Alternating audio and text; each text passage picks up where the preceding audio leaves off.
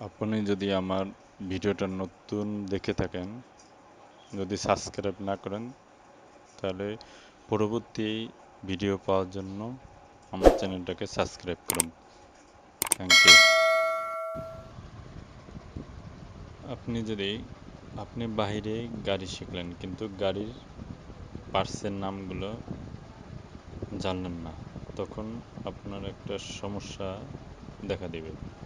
তাই আপনার বাইরে যদি গাড়ি শেখেন, আপনি যদি ঘরে বসে গাড়ির পার্টসগুলো দেখতে চান বা তার থেকে কিছুটা যন্ত্রাংশের নাম চিনলেন, তারপর আরও অন্যান্য আদার্স কিছু চেনার জন্য এই ভিডিওটা করা আমার।